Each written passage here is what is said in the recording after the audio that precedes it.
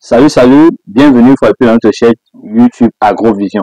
Dans cette chaîne, on vous parle d'agro-business, on vous parle d'entrepreneuriat, on vous donne surtout les astuces nécessaires pour bien mener votre projet agro-pastoral et surtout pour produire vous-même votre propre pépinière. Parce que nous pensons que la pépinière est la fondation pour tout projet agricole. Si la pépinière est bâclée, si la pépinière a échoué, vous avez échoué. Aujourd'hui, dans cette vidéo, nous allons parler de pH. Néanmoins, nous allons montrer comment est-ce qu'on évalue à l'aide d'un pH sol le pH d'un sol.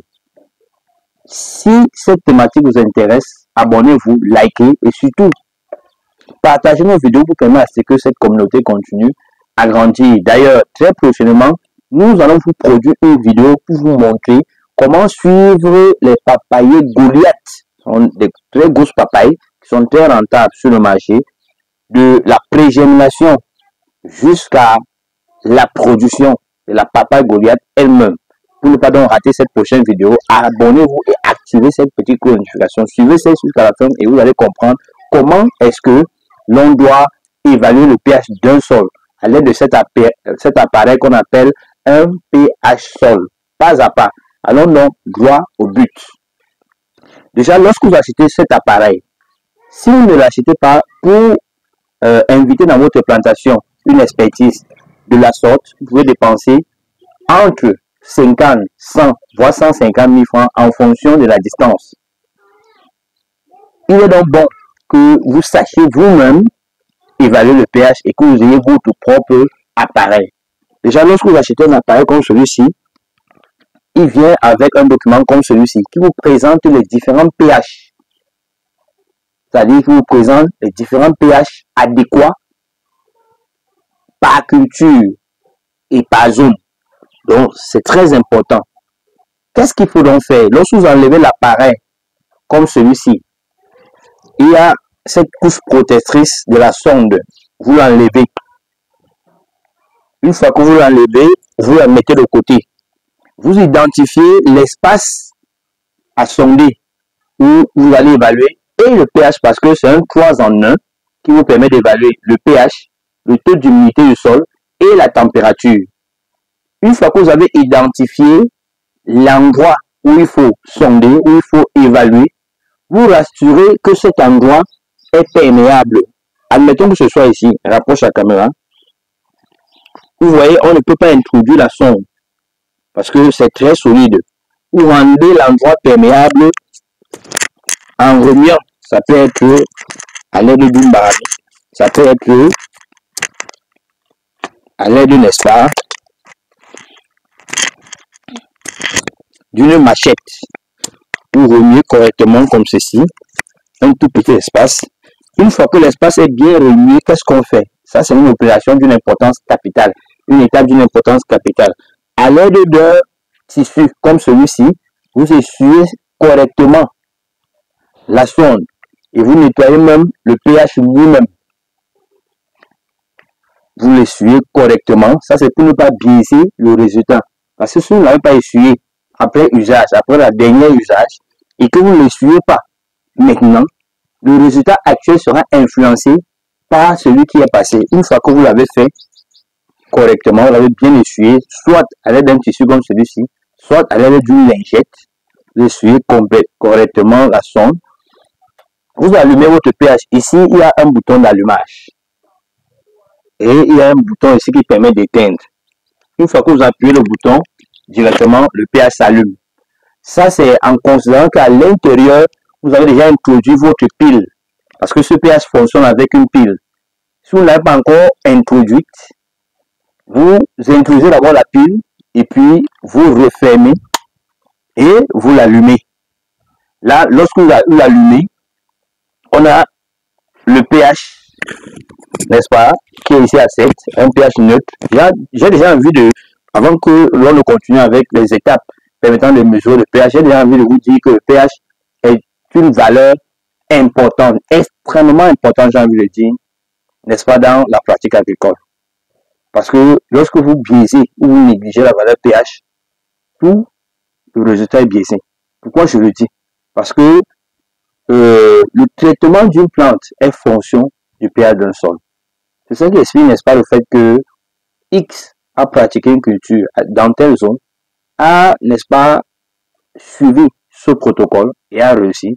Il vous prescrit le même protocole dans une autre zone et vous ne réussissez pas à avoir la même productivité.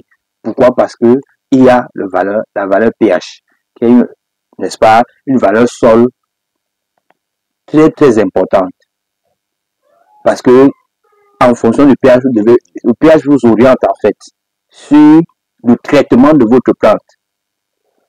En fonction de la valeur de pH que vous trouvez, vous pouvez savoir si dans votre sol, il est riche en azote, s'il est riche en potassium, ou alors s'il est plus riche en phosphore, en fonction du pH, en fonction qu'il soit acide, neutre ou basique. C'est donc pour cela qu'on a donné les pH adéquats pour chaque culture. Donc, les pH dans lesquels ces cultures vont le mieux s'exprimer. Continuons donc avec notre mesure de pH. Une fois donc qu'on a allumé comme ceci, si c'est le pH qu'on veut évaluer, on se rassure que là, il y a la valeur du pH qui s'affiche. Au-dessus, il y a la luminosité. Donc, il y a la lumière. Donc, la quantité de lumière accessible dans cette zone-là, qui est aussi un paramètre important. Parce que la plante utilise la lumière pour faire, n'est-ce pas, la photosynthèse. C'est également évalué. Et les différentes abréviations sont accompagnées par le document, sont tous donnés dans le document pour vous orienter, pour permettre à chacun de travailler, que vous soyez du domaine ou pas, que vous soyez un expert ou pas, vous pouvez utiliser cet appareil. Une fois donc que vous l'avez allumé et que le pH est ainsi affiché, vous l'avez bien nettoyé, vous l'introduisez comme ceci dans le sol et vous vous rassurez que, n'est-ce pas, il soit bien en contact du sol. Rapproche la caméra. Filme la valeur. Voilà. Vous patientez. Vous patientez. Cette valeur va varier jusqu'à ce qu'elle va se stabiliser. On aura donc le pH de ce sol.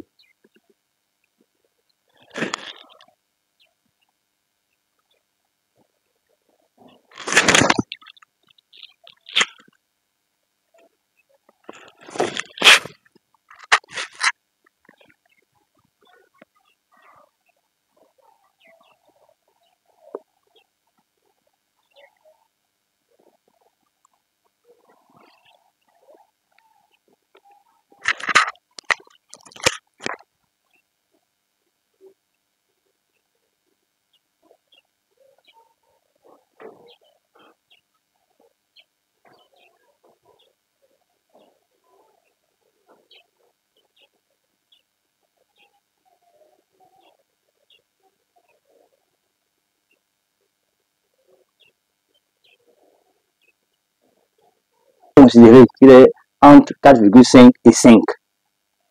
Donc, c'est un pH acide.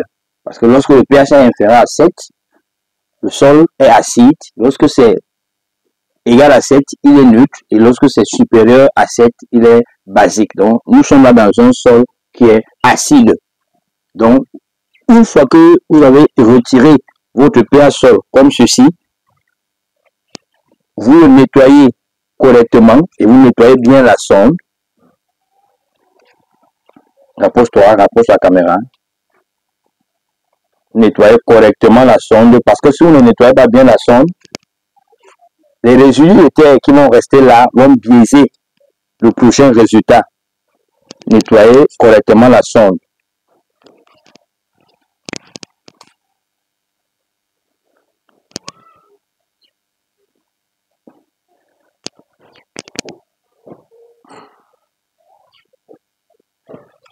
Vous nettoyez bien la sonde et vous nettoyez le pH donc lui-même qui doit aussi être propre. Une fois donc que vous l'avez fait, une fois donc que vous l'avez fait, vous avez la valeur du pH de votre sol. vous partez dans votre manuel, vous regardez simplement les cultures qui correspondent à cette valeur de pH, les cultures qui se sentent à l'aise à cette valeur de pH. Vous regardez également la correspondance en fonction de la concentration organominérale du sol avec ce pH. Et vous avez les éléments qu'il vous fallait pour savoir quelle est la culture adéquate, quel est le traitement en termes d'engrais qu'il faut apporter à votre sol. Si le cas, si vous n'avez plus utilisé ou vous n'avez pas utilisé votre pH pendant longtemps, votre pH sol pendant longtemps, qu'est-ce que vous faites? Vous allez l'éteindre et vous enlevez simplement la pile et vous gardez. Maintenant, ça c'était en ce qui concerne le pH et l'éclairage. Maintenant, si vous voulez aller à la température du sol, évaluer la température de votre sol, qui est aussi important parce que la quantité doit apporter à ce sol en dépendra. La vie même racinaire en dépendra également. Qu'est-ce que vous faites? Vous réallumez votre pH sol, que voici. Le voici qui est allumé. Ici derrière, rapproche la caméra. On a là le pH et on a la température. Là, on est au niveau du pH. On passe simplement au niveau de la température et on voit ce changement.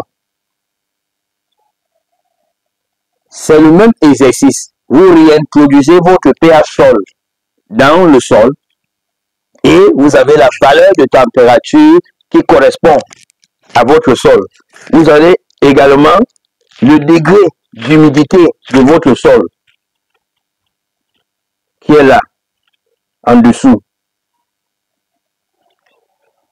Si c'est un sol très humide, c'est un sol peu humide, c'est un sol très sec. Et ce sont ces valeurs également qui vont vous orienter dans votre protocole. Dans la fiche technique que vous allez en tenir compte pour réussir votre pratique agricole.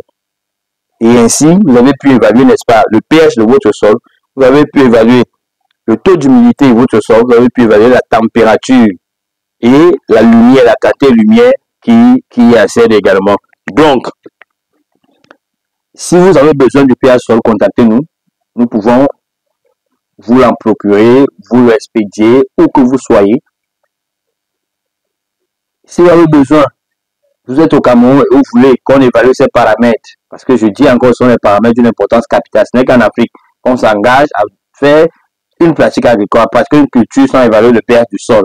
Si vous en avez besoin, il faut nous déplacer, envoyer une équipe qui vous permettra d'évaluer le pH, n'est-ce pas, de votre sol. Ok, ciao, ciao.